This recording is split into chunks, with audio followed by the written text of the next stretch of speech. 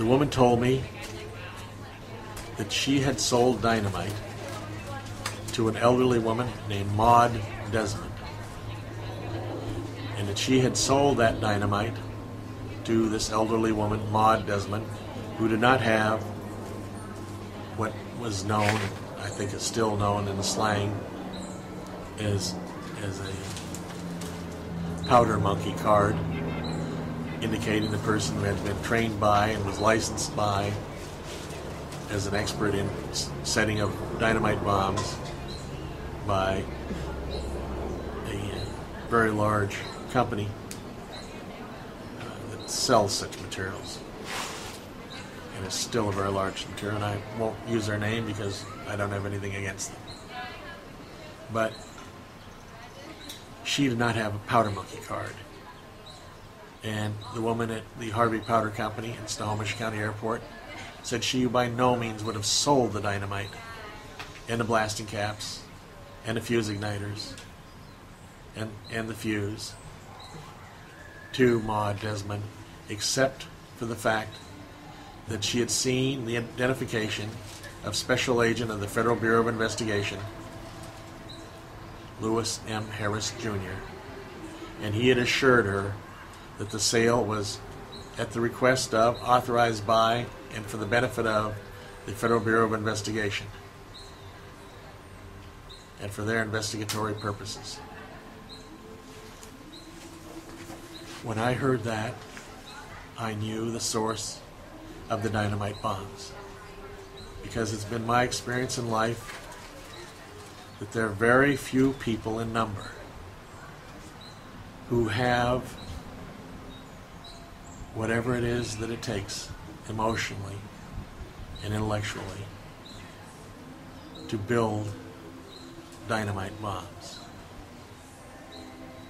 It's counterintuitive to jam an ice pick into a stick of dynamite to make room for a dreadnought fuse, and to push the fuse through that stick of dynamite to ensure that that fuse, once set, will set off that dynamite. It's also against human instinct to put the other components of a bomb together and to transport it and to place it and to set it off.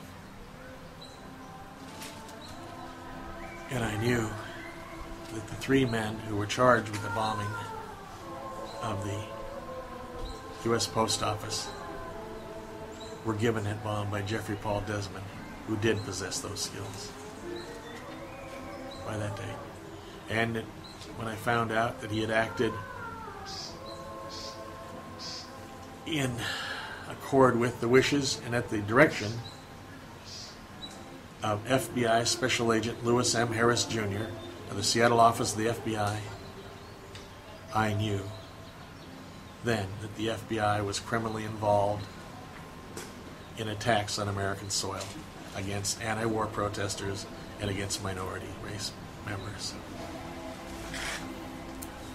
And I vowed to stop it. And so,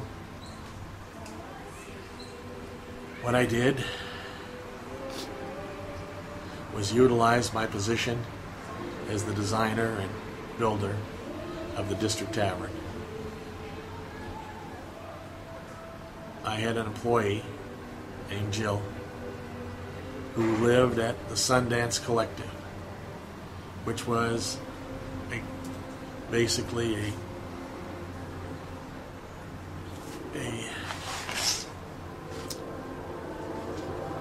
an assemblage of anti-war activists that included people who had trashed the United States courthouse in Seattle. And I knew that she knew and had been a roommate of Charles H. Chip Marshall, who was then wanted by the FBI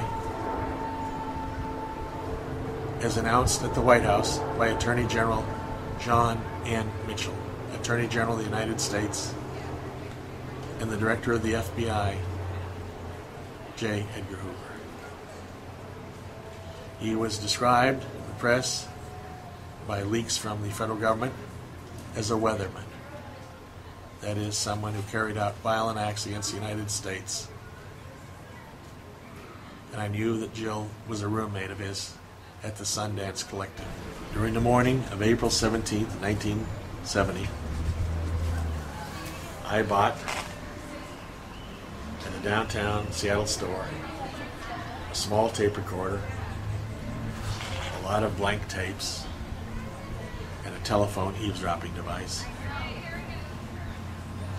Also on that day, I took the tape recorder to a beach in Seattle, and I tape recorded my thoughts, my suspicions, and my intentions of unmasking the people who had been committing these series of bombings in the Seattle area and bringing them to justice. I knew there had to be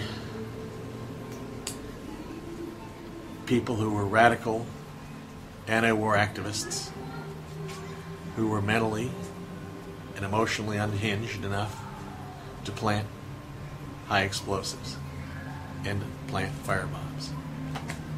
I also knew that there were FBI agents in the Seattle office of the FBI who had facilitated it. I also knew that there were members of the Seattle Police Department.